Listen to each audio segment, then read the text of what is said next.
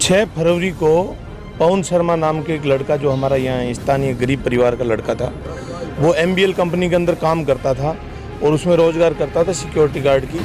और उस बच्चे को इन्होंने इस MBL कंपनी में जो कार्मिक था, तो उन्होंने कोई अपने निजी काम के लिए भेजा था, ऑन ड्यूटी था बच्चा।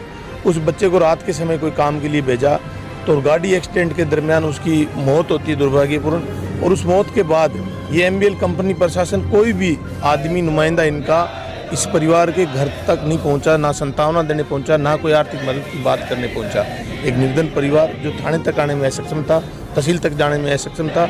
इस घटना की बात धीरे धीरे समाज के लोगों में फैली, फिर मानवता के नाते लोग आगे आए और ये लोगों का जो हुजूम उमड़ा है, ये धीरे धीरे आज की तारीख में एक आंदोलन का रूप ले चुका है। और इस पीड़ित परिवार को न्याय दिलाने के लिए और आर्थिक मुआवजे की मांग को लेकर MBL कंपनी के खिलाफ हम सब लोग बैठे हैं। कल हम लोग यहाँ आए थे शांति प्रिय तरीके से। जिस MBL कंपनी के ये 3 टोल प्लाजा है, सूरतगढ़ से लेकर बीकानेर, हमने ये कहा कि या तो MBL कंपनी बात माने, अगर नहीं मानती है हम तीनों टोल प्लाजा हैं जहाँ टोल फ्री करेंगे, ताकि इन लोगों का आर्थिक नुकसान होने से बचने के लिए इस परिवार की मदद करेंगे, क्योंकि ये अपनी जिम्मेदारी लेने से कतरा रहे हैं।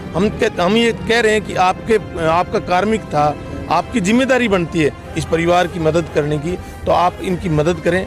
इस मदद की मांग को लेकर हम सब लोग एक आंदोलन के रूप में आज सम्मानित गणमान्य जो जनप्रतिनिधि है इनके साथ बैठे हैं। सैकड़ों की तादाद में नौजवान हैं, बुजुर्ग हैं, किसान हैं, और ये संख्या बढ़ते बढ़ते आज शाम तक हज़ारों की संख्या में बदलेगी और ये आंदोलन बड़ा जन आंदोलन बनेगा। इसमें मैं जिस पार्टी के अंदर कार्य करता हूँ, उस पार्टी के नेता हनुमान बेनीवाल जी ने अपना स्टेटमेंट दे दिया। IG, SP, कलेक्टर से बात भी करी और अगर ज़रूरत पड़ी तो वो भी धरना स्थल पर आएंगे। भाई पवन शर्मा को न्याय दिलाने के लिए उनके पीड़ित परिवार को, जो पवन शर्मा इस टोल प्लाजा कंपनी के अंदर नौकरी करते हुए इन लोगों की गलती के कारण दुर्घटना के अंदर मारे गए, उस परिवार को सांत्वना भी नहीं देने ये कंपनी के लोग पहुंचे। और जो पीड़ित परिवार, एक जो कंपनी एक्ट के अधीन, जो भारत का संविधान है कि कंपनी एक्ट के अंदर पीड़ित परिवार को जो मुआवजा मिलना चाहिए वो देने की बजाय पुलिस की लाठियां जो पीड़ित सर्व समाज के लोग यहाँ पर आए उन पर बरसाई गई। इसको लेकर पूरे राजस्थान के अंदर आक्रोश है और MBL कंपनी पर अगर जरूरत पड़ी तो पूरे राजस्थान स्तर का आंदोलन करके इस कंपनी को ताला लगाने का काम नौजवान और सर्व समाज करेगा। अगर भाई पवन शर्मा और साथ में उससे पूर्व भी इस प्रकार की घटनाएं हुई कि यहाँ का कर्मचारी मारा जाता है और आप देखिए कर्मचारी के मरने के बाद में उसके शव को इधर से उधर रखा गया, परिवार को सूचना नहीं दी गई और उसके जो डॉक्यूमेंट थे जिसके अंदर वो नौकरी में था MBL कंपनी के अंदर, उन सारे डॉक्यूमेंटों को हटा दिया गया। जो कल के अंदर जो वार्ता हुई, 2 चरणों की जो वार्ता हुई, उस वार्ता के अंदर भी कंपनी सिर्फ इन परिवारजनों को, सर्व समाज को ठगने का काम कर रही है। सिर्फ और सिर्फ इंश्योरेंस के नाम पर इनको बरगलाने का काम कर रही है कि आप अगर आपका आदमी मर गया तो आप कोर्ट के अंदर क्लेम कीजिए, आपको इंश्योरेंस मिल जाएगा। देखिए ये बात आपकी बिल्कुल सही है कि जो टोल नाकों पर जो कर्मचारी हैं, जो उनके मालिकों की तरफ से गुंडागर्दी आए दिन बढ़ती जा रही है। जो टोल नाके जहाँ भी हैं, लेकिन वहाँ की जो सड़कों की स्थिति है वह दयनीय है। निश्चित रूप से भारतीय जनता युवा मोर्चा इस मामले को देखेगा और जहाँ ऐसी स्थिति है हमारे जिले भर में, हम उस टोल नाकों को बंद करवाने का काम करेंगे। और जो आज घटना जिस कारण हम यहाँ उपस्थित हुए हैं कि एक टोल नाके पे कर्मचारी वो अपनी ड्यूटी करता करता एक्सपायर हो जाता है, और लेकिन बिल्कुल भी संवेदना प्रकट करने के लिए उसके कर्मचारी, अधिकारी, टोल नाके के प्रतिनिधि उनके परिवार को मिलने ही नहीं जाते हैं।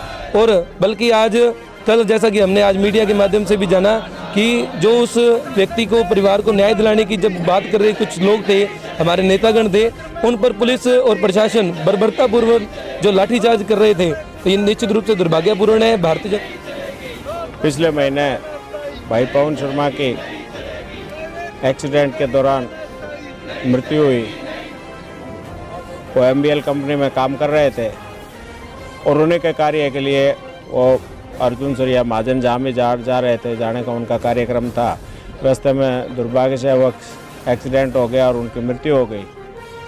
लगातार 1 महीने इंतज़ार करने के बाद में बार बार कोशिश की संपर्क करने की कंपनी के जो यहाँ के संचालक हैं उनसे, जो इस कंपनी को चला रहे हैं, लेकिन कंपनी की तरफ से किसी तरह की कोई उसको आर्थिक सहायता देने की बात तो दूर, अलग से कभी जाकर उन्होंने बात नहीं की। कल सभी साथी हमारे एमबीएल कंपनी के जो यहाँ इनके जो वो लगा हुआ है उस ऑफिस के अंदर एकत्रित आए और हम सब ने तय किया भी इस हमारे जो भाई पवन शर्मा की जो मृत्यु हुई उनको कुछ ना कुछ मुआवजे के राशि के रूप में दिलाई जाए, लेकिन कंपनी ने बिल्कुल मना कर दिया।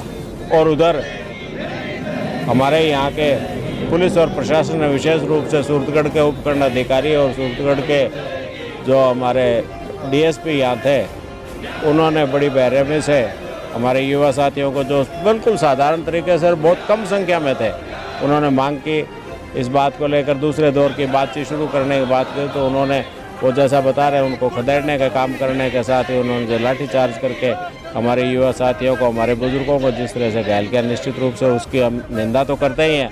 साथ ही हम उनको ये चेताना भी चाहते हैं कि उन्होंने जाने अनजाने में या जानबूझ के या अपने स्वार्थ के लिए या बीपीएल इस कंपनी के एमबीएल कंपनी के कहने से जो उन्होंने कुकृत्य किया है उसका अंजाम उन्हें जरूर भुगतना पड़ेगा।